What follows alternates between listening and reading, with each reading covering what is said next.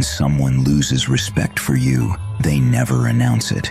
They don't warn you, they don't prepare you, and they don't give you a chance to correct it. They simply shift. Their eyes change first, just slightly, almost unnoticeably, like they're looking through you instead of at you.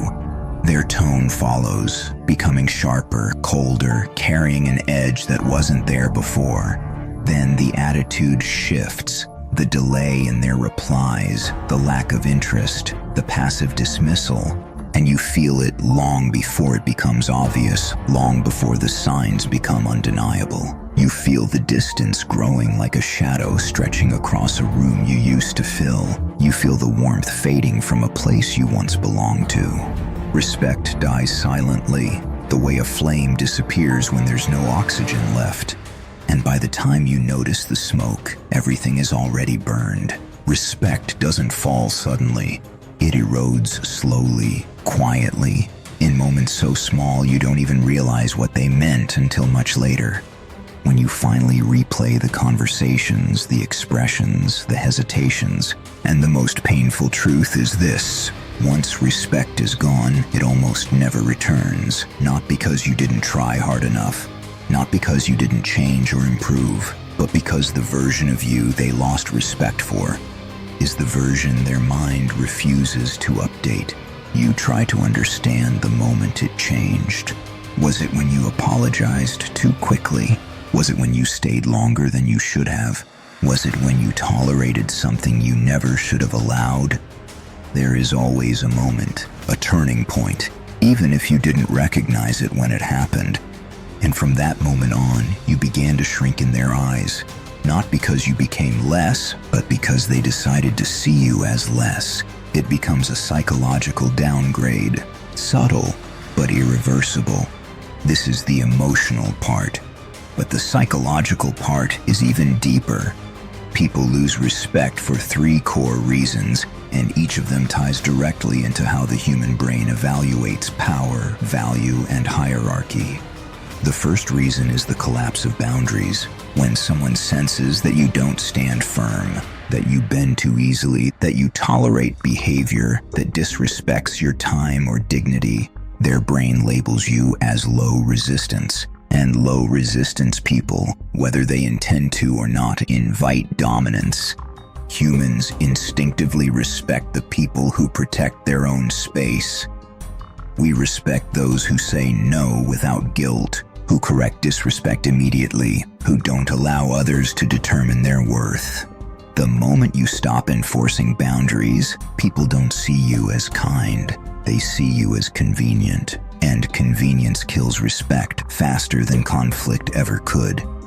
The second reason is predictability. When your reactions become obvious, when your emotions become accessible, when your patterns become readable, you lose a layer of psychological power. People subconsciously respect those whose inner world they cannot fully map. Mystery is power. Clarity is comfort. When someone knows exactly how you'll respond, you stop being a person with depth and start being a script they've already memorized. Predictable people are easy to manipulate, easy to dismiss, easy to overlook, and the more predictable you are, the more invisible you become. The third reason is imbalance. When you give more than you receive, when you care more than they do, when you show effort they don't return, you create a psychological debt, but not in your favor. Instead of appreciating you, they subconsciously downgrade you, because the brain interprets unequal investment as unequal value. You give too much, you must be worth less. You try too hard, you must need validation. You stay too long, you must fear losing them. The mind twists generosity into weakness when the balance is broken, not intentionally, but inevitably. And once this shift occurs, the darker behaviors begin. A tone you've never heard appears, more confident, more dismissive, as if they've moved into a higher psychological position. They test you, they push your limits, they interrupt you mid-sentence to see if you'll let it slide. They disagree with you for the sake of dominance, not correctness. A joke becomes an insult, but they disguise it with a smile. A request becomes a demand. A boundary becomes optional. These are not random actions. They are dominant scans, small probes designed to measure how much power they now hold. And if you don't push back, they push further. If you don't reclaim your space, they claim more of it. If you don't correct the disrespect, it becomes the new normal. This is the core of the manipulation layer. It doesn't always come from malice. Most of the time, it comes from instinct, a subconscious power recalibration. People treat you according to the role they believe you play. And when you slip into a submissive role, they begin acting from a dominant one. You can feel it in their words, their pauses, their posture. It's in the way they speak louder, the way they stop considering your opinion, the way they look at their phone while you talk. You notice the coldness first, then the disrespect, then the detachment, and in the end, the indifference. But the real pain comes from this. Respect is a mental snapshot, a fixed image of who they think you are.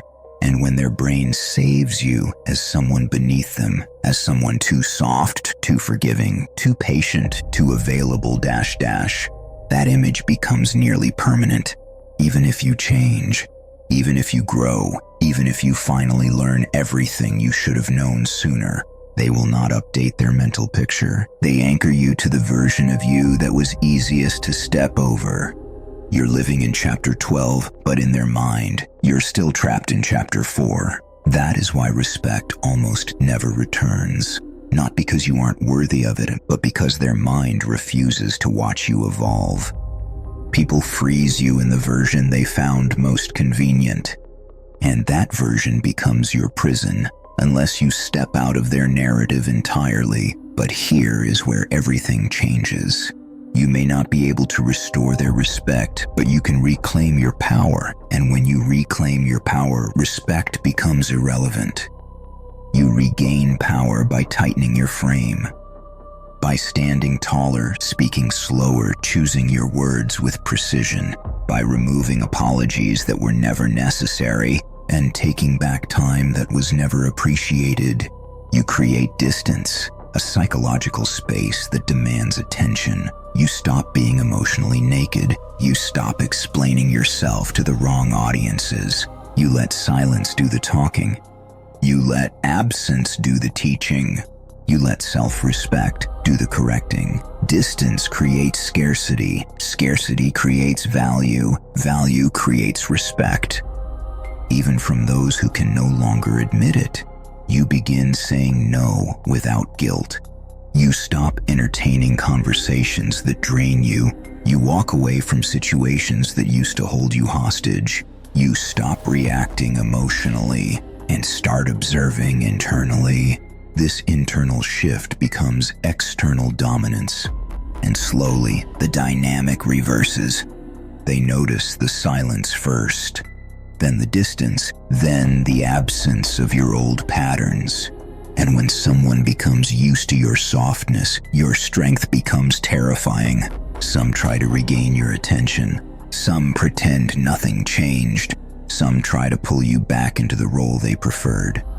But none of that matters, because your new identity is no longer built on what they see.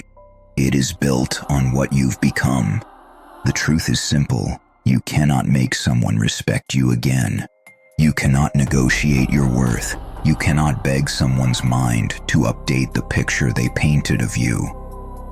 But you can become someone whose presence naturally commands respect, not by force, not by fear, but by the quiet power of someone who no longer needs approval to exist. And when you reach that level, people who lost respect for you will feel something far heavier than guilt, the weight of being denied access to a version of you they never believed you could become. They will remember the comfort of your old self, the self that tolerated too much, gave too much, tried too hard, and they will realize too late that the respect they lost was the price of a version of you they will never see again. Respect may not return, but your power will. And when it does, you will not waste a second wondering who finally noticed. You will be too busy becoming someone who can never be underestimated again.